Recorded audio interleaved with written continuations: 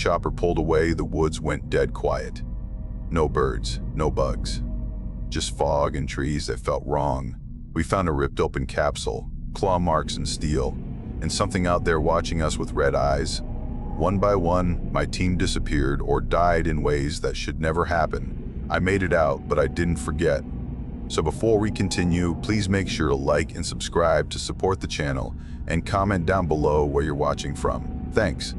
I still remember the rotor wash kicking leaves into my face. Cold air.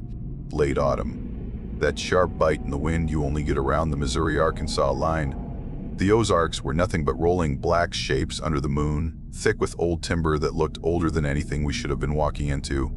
Chopper didn't even land, just dipped low. We jumped from a hover, 6 of us. Light recon loadout. Supposed to be quick in, quick out. Lieutenant Carson led. Young, butter bar, but not useless. Sergeant Malik was the real backbone. Big guy, voice like gravel. Then Reyes, corporal, local boy. Grew up not far from here. Brown eyes always scanning the tree line like he expected his childhood nightmares to step out and shake his hand. He kept his grandfather's old leather journal in a waterproof pouch. Said it was full of local stories. Then Allan and Grant, both specialists. And Frost, quiet as hell but steady. And me. We hit the ground, formed up, and the bird peeled off south. Just us and a whole lot of trees. Carson gave us the quick brief again while we moved, maybe just to reassure himself. Drone went down 20 hours ago. We find it, recover the payload, exfil by nightfall tomorrow. Except the sat photo he'd shown us back on base wasn't the kind of payload you slapped on a recon drone. It was a black pod, marked DoD Para ZX. Under that, tiny letters, breached containment. We weren't dumb, we knew the drone recovery line was bullshit. Reyes had stared at the image longer than the rest of us. Didn't say a word then, but something in his jaw flexed. I should have asked him what he saw. We moved through the first ridge line in a staggered file. Trees all around, tall and tight. Forest was thick, but not the good kind. Heavy canopy, moss on everything. Smelled like wet stone and rot. The kind of place that didn't look like it liked people. Malik muttered, "Whole damn state smells like a cave." Reyes snorted, "You get used to it." But he kept glancing down at that journal clipped to his chest rig. 2 hours in, Frost signaled. He'd spotted something just off the trail. A wildlife trail cam strapped to a tree. Looked new. Battery still warm to the touch. Carson told Grant to pull the memory card. She plugged it into her handheld. Video was rough, grainy. Night footage. Trees waving hard, like something big was shoving through them. But no animal, no body, no shape, just motion. Then the feed shook and there was this black smear across the lens. And static. Hard static. Grant frowned. Could be a bear. Malik shook his head. Not unless bears move in straight lines like trucks. I kept watching the final frame. That black smear. Didn't look like a shadow. Looked too deliberate. Could be nothing, Carson said, but no one bought that. We pushed deeper. Sun got swallowed by the canopy pretty quick. Temperature dropped with it. I remember thinking it felt wrong for late autumn. Cold like early winter. Reyes walked beside me for a stretch. Didn't talk for a while. Then he finally said, "My grandfather wrote about this forest. Called it a place the old folks avoided. They used different words for it, but the stories all said the same thing. Don't go too deep. Don't go where the fog sits." I asked what that meant. He just shrugged. "I'll let you know when I figure it out." We made camp at dusk. No fire. Strict noise and light discipline. Forest should have been alive with crickets and night birds. Instead, nothing. No sounds. Not even wind. The silence was thick. Heavy. Like a blanket pulled over your head, Grant said. "Feels like we dropped into a damn vacuum." Carson ignored it. Tried to act professional. I could see the tension in his hands, though. Kept clenching his fist on his radio. We ate cold rations and checked gear. Radio's fine. Battery's good. Night vision clear. For now. After chow, Reyes finally pulled that journal open. The pages looked fragile as old leaves. I saw drawings, trees bent into arches, strange stick figures, charcoal maps. He found one page and stared at it too long. I asked, "What's there?" He turned it so I could see. A rough sketch of this part of the Ozarks. Lines like ridges, marks like old camps or graves, and near the bottom, a charcoal circle drawn hard enough to dent through the page, right where we were. Under it, scratched out, red eyes in the fog. It's already too late. I felt the chill settle in my spine. Carson walked over. "Put that thing away," he said. "We stick to the brief." Reyes didn't argue, but he kept his hand on the journal like he expected it to crawl away. Later, while we spread out for the watch rotation, Frost pointed west. "Something's moving." We all froze, night vision up. Trees were swaying again, like something big was weaving through them, but nothing on thermal, nothing visible. "Just movement without a source, probably wind," Carson said. "It's dead calm," Frost replied. We watched for a long while. Movement stopped. Trees went still again. When Allan took his watch, he kept scanning the same spot.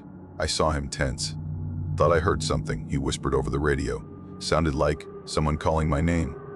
Malik told him to stop screwing around. Allan didn't answer for a second. Then he said, "Didn't sound like a joke." We didn't talk after that. No one told ghost stories. No one slept well.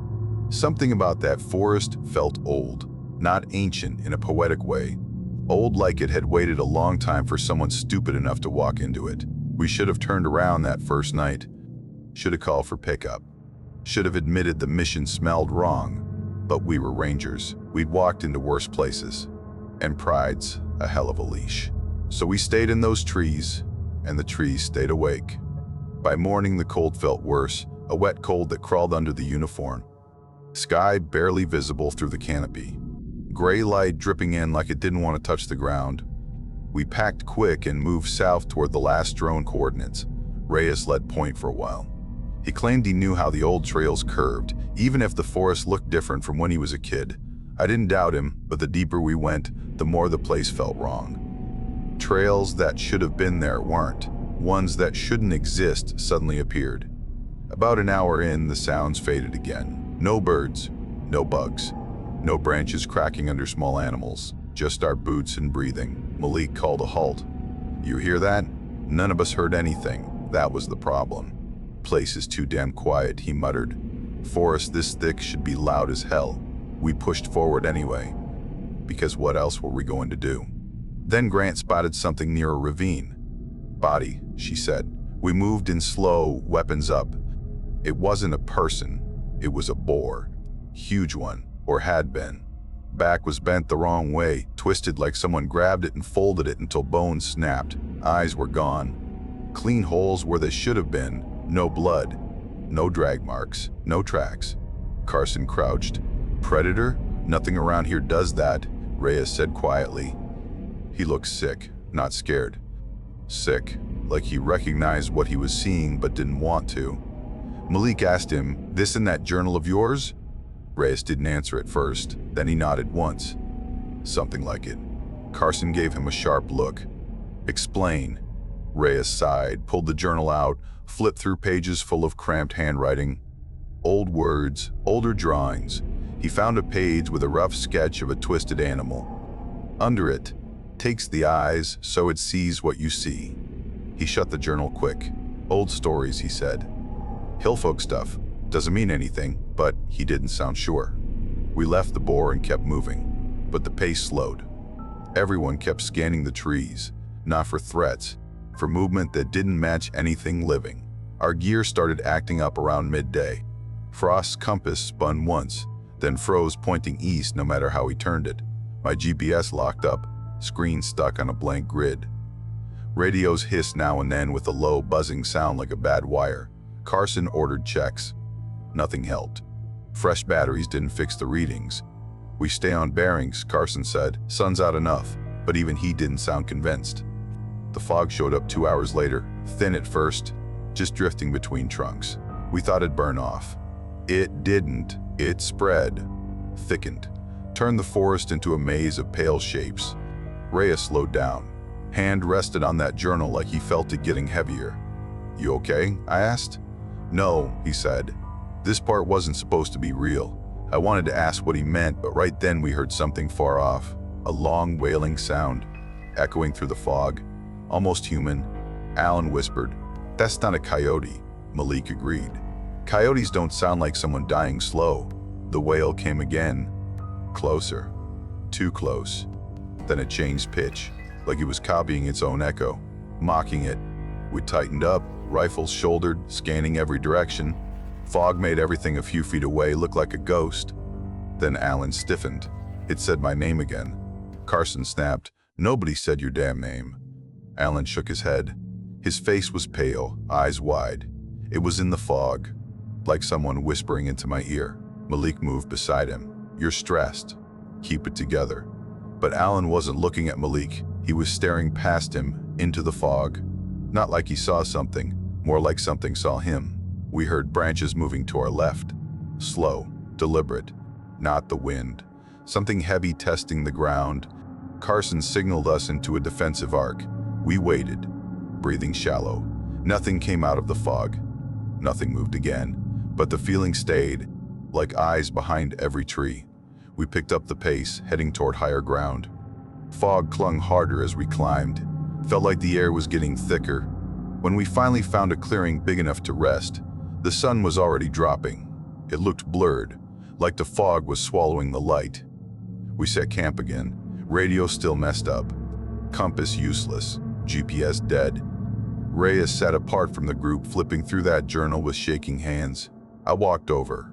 "What are you looking for?" "Answers," he said. "My grandfather wrote about this place. He warned about the deep fog, said it belonged to something older than the forest." "What kind of something?" He turned the book so I could see one line written in darker ink, red eyes in the fog. "It's already too late." I felt a knot in my stomach, same words from before. "Tell Carson," I said. "He won't listen." He was right.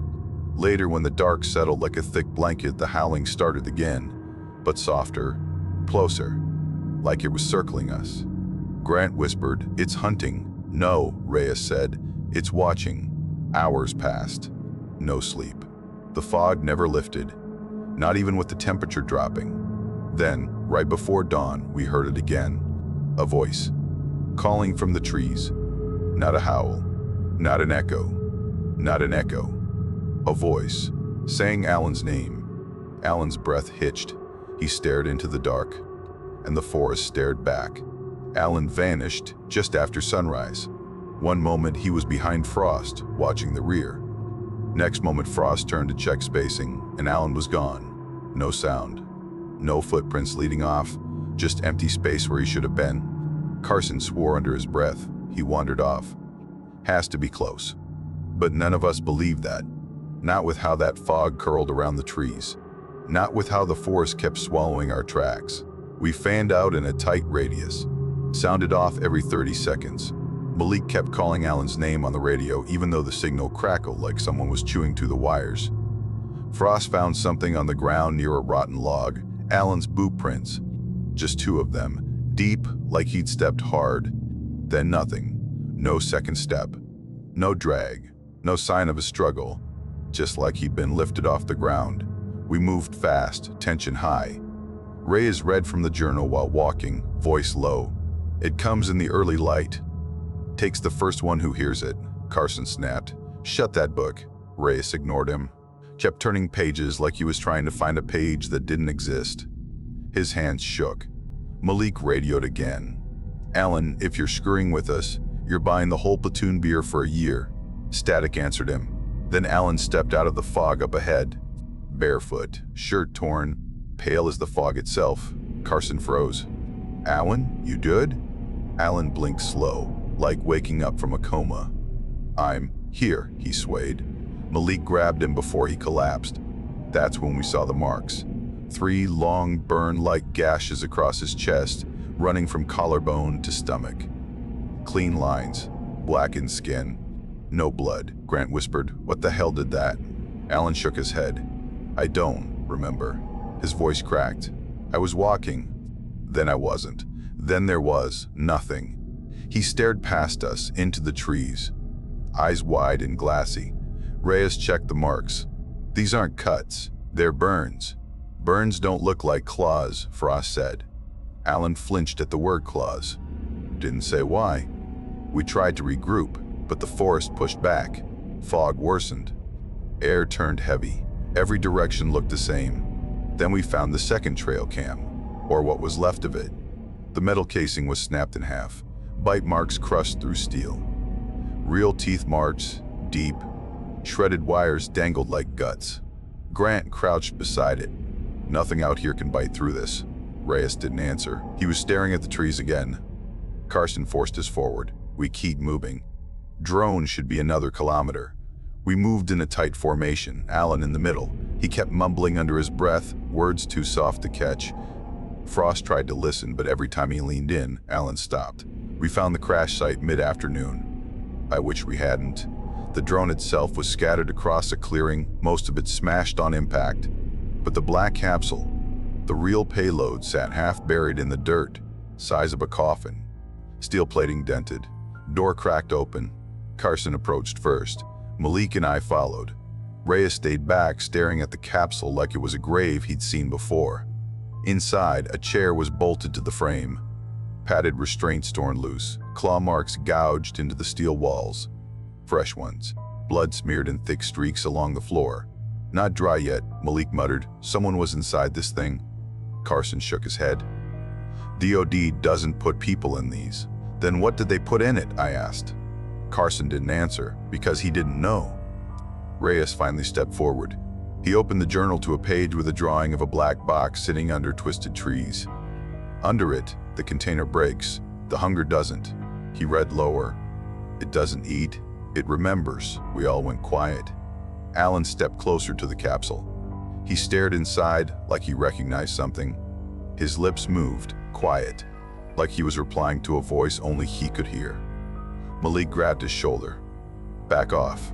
Allan swallowed. I think it touched me." Nobody wanted to ask what that meant.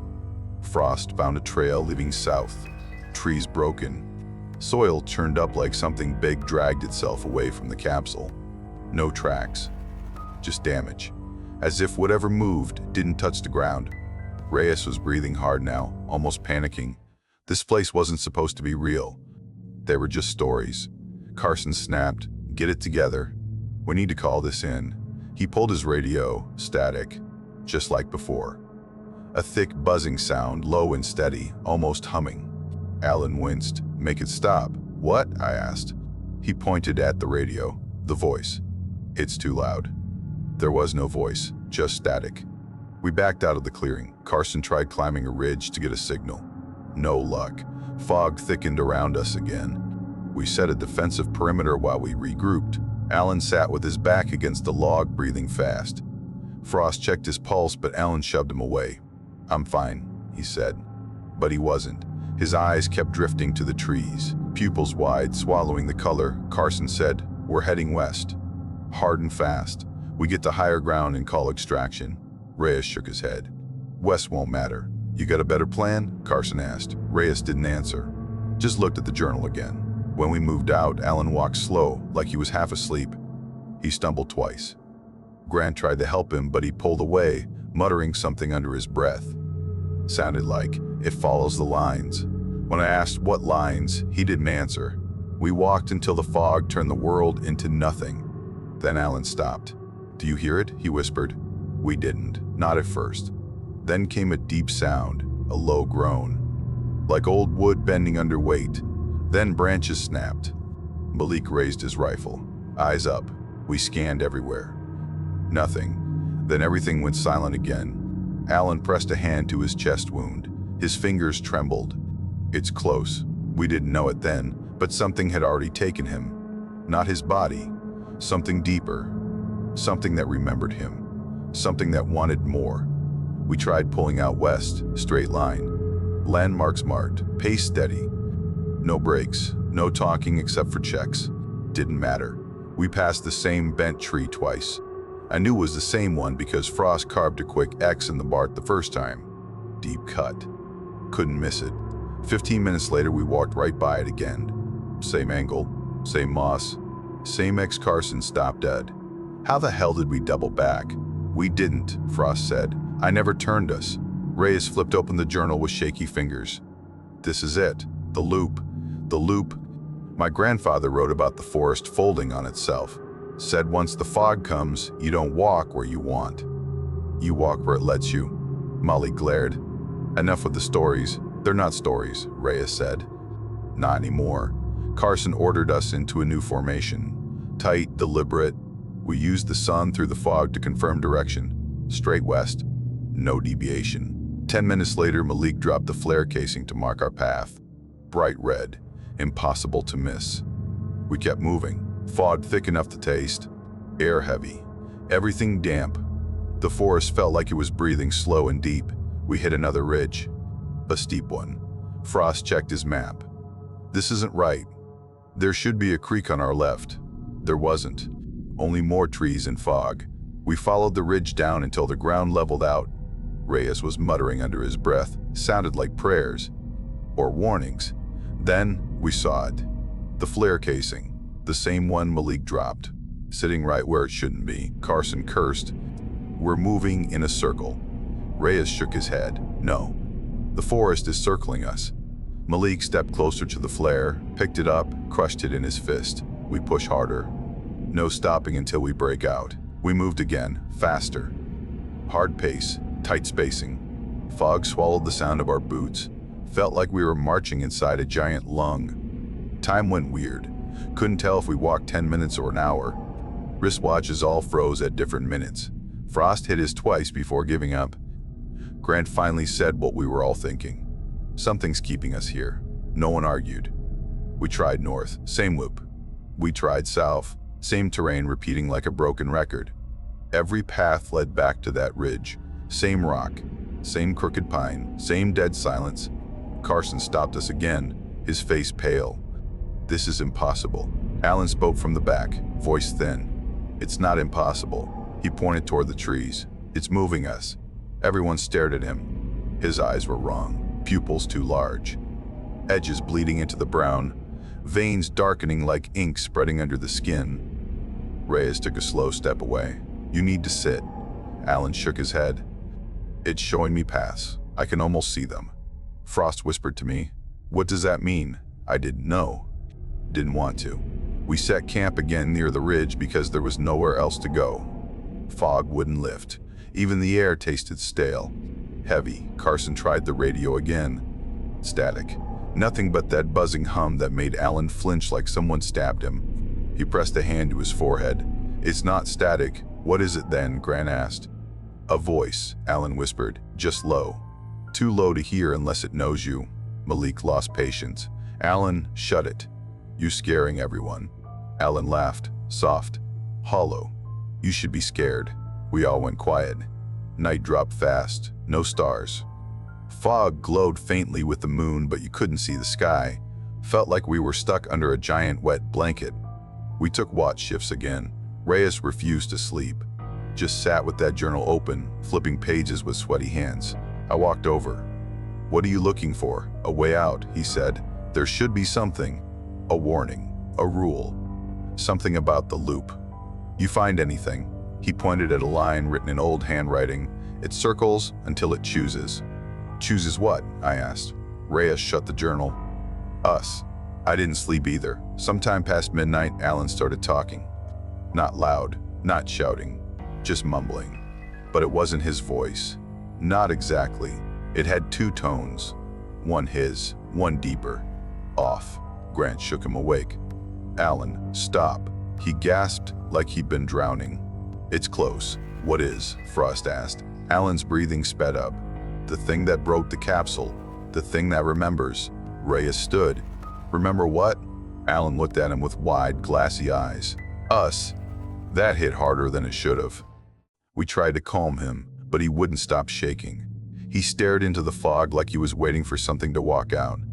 Then the temperature dropped again, cold enough that our breath turned white. Fog thickened until the trees faded into silhouettes. Carson ordered everyone to gear up. If something's coming, we're not being caught flat-footed. We checked weapons, radios useless. Night vision flickered here and there like the dark was interfering with the electronics. Malik scanned the tree line.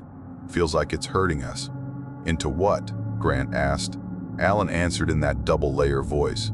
A corner. None of us responded to that. Dawn didn't come right away. It was slow, heavy. Gray light pushing through the fog like it had to fight to get in. When we finally got moving again, we tried one last direction. East. Didn't matter. We ended up back at the ridge, same bent tree, same ground, same loop. And for the first time, Carson didn't try to hide his fear. He just stood there, eyes unfocused, radio hanging loose in his hand. "We're not getting out," he said. Reyes didn't disagree. Malik tightened his grip on his rifle. "Then we make our own way." But before we could take another step, Allan whispered something we all heard clearly. "It's already here." Camp was dead quiet when it showed itself. Fog hung thick around the trees, barely moving. Felt like the air itself didn't want to breathe. We were sitting in a tight circle, trying to decide our next move, when Reyes froze mid-sentence. His eyes locked on something behind us. "Don't move," he whispered. We all turned slow. 2 red eyes glowed through the fog. Not reflections, not thermal glare. Actual light. Soft at first, then brighter. Pinpricks burning through the mist. Carson whispered, "Everyone stay calm." No one stayed calm. Malik unslung his rifle. Frost raised his. Grant reached for mine and pushed the barrel lower, whispering, "Don't provoke it." The red eyes blinked once. When they opened again, the shape behind them came into view. Tall, massive, shoulders as wide as a doorframe, horns rising above its head like broken tree limbs, black fur that looked soaked even though nothing was wet. Steam rolled from a mouth we couldn't fully see. The smell hit necks metallic. Old blood, dirt, something rotten. "It's just standing there," Grant whispered. "Then don't make it move," Malik said. The creature didn't step closer, didn't retreat either, just stared, like it was counting us. Then the fog thickened again and swallowed it whole. One blink it was there, next blink it wasn't. No footsteps, no noise, no movement, just gone. Reyes opened the journal with trembling hands, like he expected to find the thing staring back at him from the pages. "It watches first," he said. That's what they wrote. "It watches. Then it picks one." Carson snapped, "Close that damn book." But Reyes didn't. He kept flipping pages, breathing hard. We didn't speak for 20 minutes. No one dared break the silence. Fog pressed in thicker until we could barely see 10 feet. Felt like it sat on our shoulders. Sometime later, Grant stood up. "I'm checking perimeter," she said. "No one goes alone," Malik ordered. She waved him off. "I'm just going 10 feet out. I'll be in sight." She walked into the fog. We waited. 5 seconds. 10. 30. "Grant," Carson called. Nothing. Malik raised his voice. "Grant, answer." Silence. Then a sound came from far above. A wet drip. A soft thump. Something falling through branches.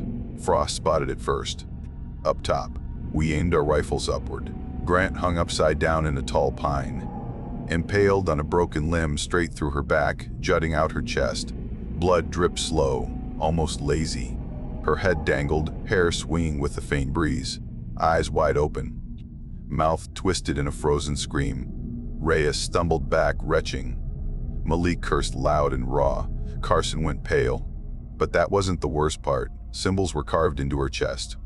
Same twisted, looping shapes from Reyes's journal. Same ones scribbled in charcoal. Same ones he'd been trying to understand.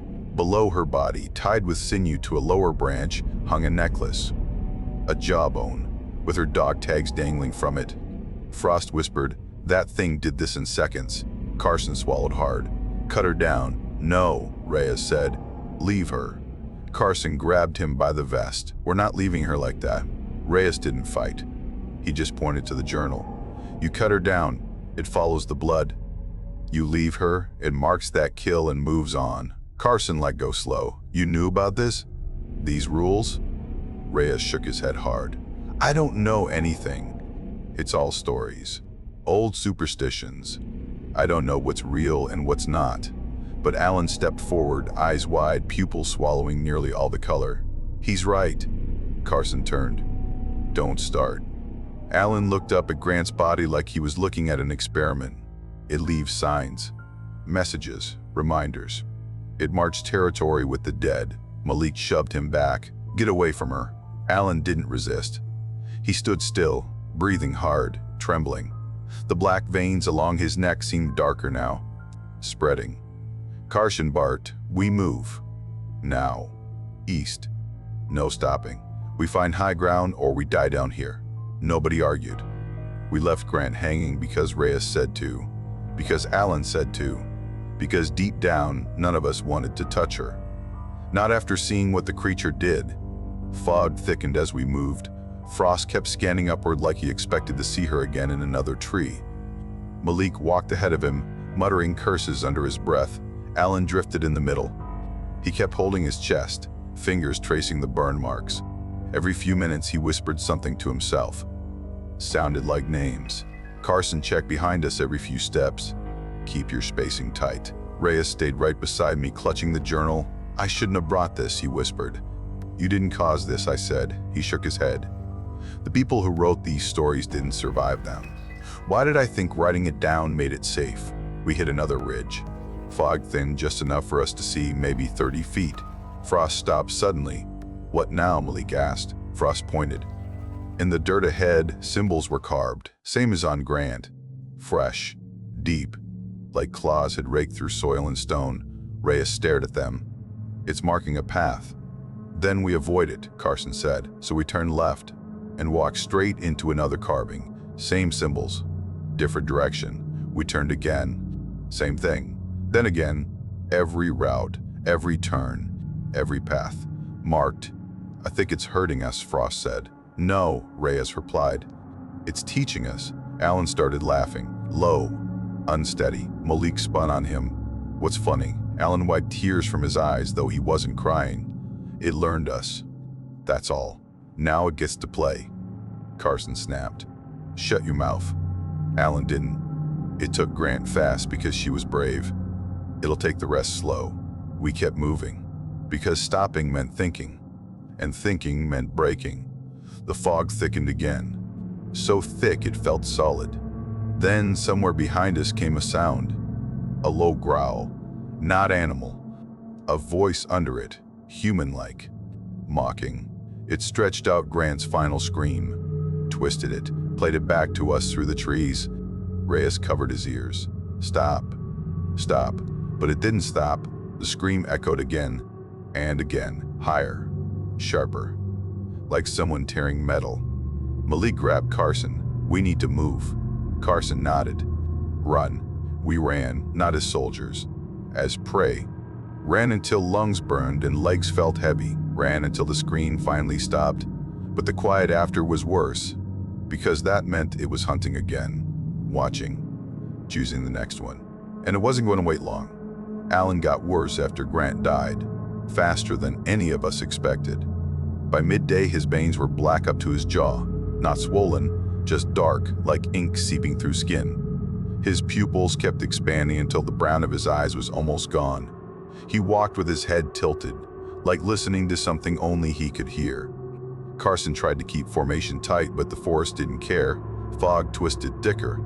Trees felt too close. Ground looked the same no matter where we stepped. We stopped for water near a deadfall. Reyes leaned against a trunk, thumbing the journal again. He looked half awake, muttering lines under his breath. Malik checked on Allan. You staying with us? He asked. Allan smiled. Thin. Wrong. It knows us now. Who? Malik asked. Allan looked at him like the answer was obvious. The one that broke the box. Carson walked over. He's losing it. We need to restrain him. He's sick, not dangerous, Frost argued. Allan's head snapped toward Frost. Dangerous is coming. His voice split on the last word. 2 layers. Human on top. Something deeper under it. Like something inside him tried talking at the same time. We all stepped back. Carson grabbed Frost's arm. Don't go near him. But Frost stared at Allan like waiting for a cue. Allan just kept talking to someone who wasn't there. Kept whispering, in the stone, in the stone, in the stone. Reyes heard it and shut the journal fast. Don't say that, he snapped. Allan grinned. You read the same page. What page? I asked. Reyes shook his head hard. It doesn't matter. It's not supposed to matter. But Allan kept whispering it. In the stone, where it remembers. Carson pulled him by the vest and shoved him against the log. Enough. You're going to get someone killed. Allan just stared at him. No fear, no anger. Just blank interest. It wants you next. Carson pushed back, rattled, but didn't answer. We tried moving again. Forest didn't let us. Every direction warped. Fog folded in tight. Compass spun. Watches drifted. Path looked different each time we blinked. Reyes said, "It's starting the confusion phase." "Nobody asked you," Carson snapped. But Reyes wasn't talking to him. He was talking like reading from memory. First the fog, then the loop, then the taking, then the confusion. "The last phase is..." He stopped. "What's the last phase?" I asked. Reyes shook his head. "We don't want to reach it." Carson took a step away, hand on his radio. "I'm trying for extraction again." He keyed the mic, static. Then something else. A voice. His voice, repeating him half a second after he spoke, like an echo from the wrong direction. Carson froze. The radio repeated again, deeper this time. He dropped the radio like it burned him. Walked a few steps into the trees. "Carson," Malik said, "where the hell are you going?" The LT didn't answer. He just stared into the fog like someone was standing there talking to him. Reyes whispered, "He's hearing it." Carson nodded to something none of us could see. Yeah, I hear you." Malik stepped forward. "Lieutenant, eyes over here." Carson ignored him. Took another step into the fog. "I'm coming, Carson," Malik barked, but Carson kept walking. Slow, calm, like in a trance. We heard the first gunshot 10 seconds later. Then a scream. Then nothing. Malik cursed and took 2 steps toward the sound. Frost grabbed him. "Don't. You know what that thing does. We can't leave him," Malik growled. "He's already gone," Reyes said quietly. Malik turned on him. "Shut your damn mouth." Reyes didn't. It took what it needed. We stood there in thick fog, breathing hard, hearts pounding. No one said it out loud, but we all knew Carson wasn't coming back, and losing him cracked something in us. The leader gone, the forest closing in, the thing stalking us from just far enough away. Morale didn't just drop, it fell off a cliff. Malik finally spoke. "We're done waiting. We dig in. We set traps. We kill this thing if it comes close." Frost nodded. "Works for me." Reyes didn't argue. Just sat down, flipping the journal open again like an addict. "There has to be something in here. Something about how to stop it."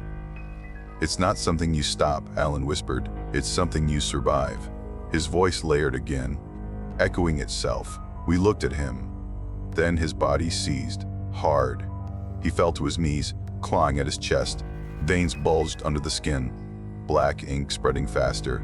"Hold him down," Malik yelled. We tried. Frost grabbed his arms. I pinned his legs, but Allan thrashed with strength he didn't have yesterday. His back arched, his jaw clenched hard enough we thought it might break. Reyes stared in horror. "It's inside him." Allan screamed, mouth wide, sound twisting into something not human. His eyes went fully black, pupils covering everything. His chest bulged, like something pushed from inside, skin stretching. Grant's scream echoed through the trees again, the creature mocking her voice, just as Allan's spine snapped sharp enough to hear it. His chest collapsed inward as if something tried to crawl out and failed. He stopped moving. Frost backed away, shaking. Jesus. I couldn't breathe. Malik looked stunned. Reyes stared at the body like it might stand up again. It didn't, but the fog around us shifted like something exhaled. Reyes whispered it tried using him. He wasn't strong enough. Malik wiped sweat from his face. "What the hell does that mean?" Reyes swallowed hard. "Means it's trying again with someone else." We all knew who. The forest went quiet again. Heavy silence pressing down. Now there were 4 of us left.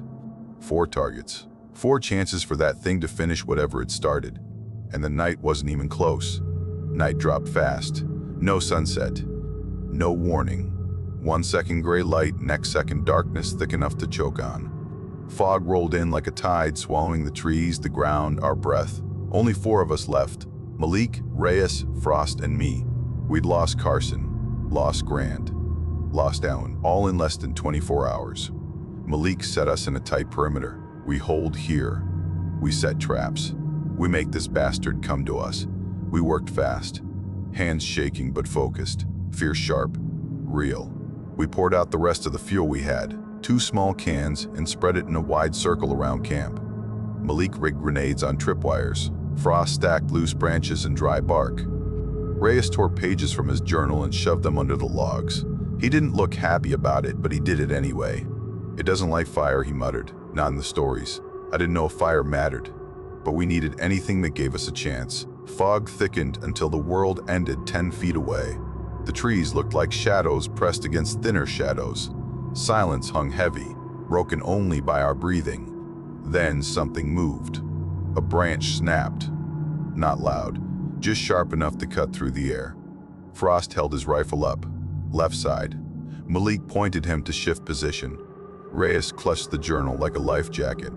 Another crack, then another, slow, deliberate. Whatever it was didn't care if we heard it.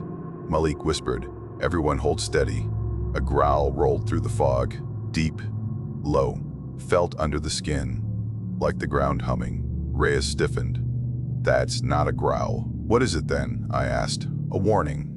The fog to our front thickened, swirling like stirred smoke. My night vision flickered, jumped, then cut to static for 2 seconds before coming back. That's when we saw it. 2 red eyes, close now, maybe 20 yards out. Same eyes from before. Burning, watching, staring into us like we were already dead. Then it stepped forward, and for the first time, we saw the whole thing. 12 feet tall, maybe more. Shoulders wide as a truck hood. Black fur, thick and matted. Antlers cracked and splintered like dead branches. Chest massive. Arms hanging long with hands too big, fingers too thin, ending in claws that looked like burned bone. Its mouth hung open, steam rolling out with each breath. Inside its jaws were rows of teeth, uneven and jagged, like rocks broken in half. Frost whispered, "Holy." The creature moved faster than anything that size should have. 1 step, and it was 10 feet closer. Another step, and the fog rippled around it like peeling cloth. Then it screamed. Grant's voice, her final scream, played back perfect, twisted, slow, mocking. Reyes dropped to his knees, hands over his ears. "Stop, stop it," Malik roared. "Fire." We opened up, impressed. Rifles hammering the dark, muzzle flashes lighting the fog. Rounds hit the thing, thudding into fur and flesh. It didn't flinch. Not once. It charged. Frost dove left, I dove right. Malik stood his ground and emptied a full mag into its chest. Didn't matter. The creature plowed through the line like we were made of paper. The first tripwire snapped. A grenade popped. A burst of flame and dirt blasted at its legs. It didn't slow. We backpedaled, firing nonstop. The fuel circle caught when sparks from a muzzle flash rolled across it. Fire climbed fast, turning into a burning ring around camp. The creature stepped straight through it. Fire didn't scare it, didn't stop it, didn't even make it hesitate. Reyes yelled, "Draw it in. We need it in the circle." Malik shouted, "How?" Reyes tore a page from the journal and threw it into the fire. "It wants me." He ran toward the far side of the circle, waving the burning page. "Come on. Come on." The creature's head snapped toward him. It locked on like a predator scenting blood. "Reyes," I yelled, but he kept going. Malik grabbed my vest, yanking me behind cover. We follow his lead. He's the only one who understands this thing. The creature lunged for Reyes, massive legs crashing through dirt, claws slicing through low branches like grass. Reyes stood just inside the fire line, waving the burning page. "Come through." The thing barreled at him. Tripwire snapped. Second grenade went off. Explosion kicked its weight sideways. Fire washed over its torso. Fur smoldered. Skin burned. It roared. The ground shook. Then it kept coming. Frost shouted, "It doesn't stop." Reyes stumbled backward as the creature smashed through the fire line. Malik sprinted toward him, dragging him clear just in time before those claws sliced the air where his head had been. The creature stood in the center of the ring now, firelight flickering over its fur, shadows dancing over its cracked antlers. Its chest heaved, steam rolling out, glowing red inside like embers. Malik ripped the satchel charge off his pack, the last big boom we had. He yelled, "We end it now." The creature lunged. Malik didn't throw it. He ran straight at the thing. "Malik," I shouted, voice cracking. "No!" He didn't look back, just sprinted, pulling the pin as he went. Reyes realized what he was doing and screamed, "Get down." The creature swung an arm the size of a tree trunk. Malik ducked under it and shoved the satchel against its ribs. Then he kicked off it with both legs, pushing away as hard as he could. The blast hit before he touched the ground. A white flash swallowed everything. Fire surged upward. Heat slammed into us like a wave. I hit the dirt hard, ears ringing, vision wiped clean. Trees cracked, branches fell. The fire line exploded outward. I felt the ground shake as the creature hit it. Then the forest went quiet again. No growl, no breathing, no movement. Just fire crackling all around us. My hearing came back slow. First the roar of the flames, then Frost coughing, then Reyes sobbing quietly. I dragged myself up and scanned the clearing. Malik was down, unmoving, burned, covered in debris. The creature was worse, its chest torn open, fur blasted off in chunks, antlers snapped. It lay on its side, twitching once before going still. Reyes crawled over and grabbed my shoulder. "It's dead," he said, voice shaking. "Tell me it's dead." I wanted to believe him, but the fog around the creature began to shift, curling, pulling back, like it was breathing out one last time. Then it stopped moving completely. For a moment, we were sure it was over, but deep down, none of us believed that. Not really, not after everything we'd seen, not after what this forest had become. We made it out with 2 survivors, Reyes and me. Frost didn't get up after the blast, smoke took him. He got the rest. He didn't suffer long. Malik, what was left of him, wasn't something we could carry. We covered him with what debris we could find. Forest still burning behind us. The creature didn't move again. Not when we stepped past it. Not when Reyes kicked it once to make sure. It stayed down, twisted and torn. Chest ripped open. Eyes dark. Antlers cracked. But neither of us trusted it. Fog thinned as the fire spread. Like the forest finally let go. Paths opened where they weren't before. Landmarks actually stayed put. Compass needles steadied. Radio started picking up faint bursts. For the first time in hours, we had a direction that wasn't a lie. We hiked until our legs shook, until the burning trees behind us faded to embers, until we reached a ridge where the air felt normal again. That's when we saw the blacked-out trucks rolling in. No markings, no unit patches. Men in boonie hats and clean plates stepped out like they already knew what happened. They didn't ask questions. They didn't react when they saw the burns on my arms or the ink-black veins on Reyes' hands from touching too many pages in that journal. They just loaded us into a truck and drove. Didn't talk. Didn't look at us. Didn't explain anything. Back at a field station somewhere, we were told they separated us. Medics ran tests, took blood, took photos, asked nothing, said nothing, just wrote everything down. They debriefed us at night, one man. No rank, no emotion. Face like carved stone. He said the official report would call it a drone retrieval gone wrong. Said wildlife interference was the cause. Said our team got lost in low visibility. Said hypothermia and animal attacks explained the rest. He didn't let us correct him. Reyes sat in silence, holding the journal on his lap like he expected them to take it. They didn't. They didn't even ask about it. Maybe they already knew what was inside. Maybe they didn't want confirmation. After 3 days, they let us go. Told us to take medical leave. Told us to forget it. We didn't. Back at base, everything felt too bright, too loud, too alive. The kind of alive the forest didn't allow. Reyes barely talked. Just kept flipping pages, rewriting bits, tracing old lines with shaking hands. I tried telling him to rest. He didn't listen. One night, he walked near the tree line behind the barracks. Quiet spot, no lights, just wind moving through thin branches. I followed a few minutes later, found him standing still, staring into the dark. "You hear that?" he asked. I didn't at first, then I did. A faint clicking sound, like claws tapping wood. Then another sound layered under it, a whisper. My own voice, soft, close. I didn't turn around, and Reyes didn't either. We just stood there in the quiet, knowing the forest wasn't done with us. Not yet. So that's the end of our video. If you made it this far, make sure to hit like and subscribe. It really helps the channel and it's free. And if you want more terrifying encounters like this one, check out the other videos on screen right now. Thanks for watching and stay safe out there. See you soon.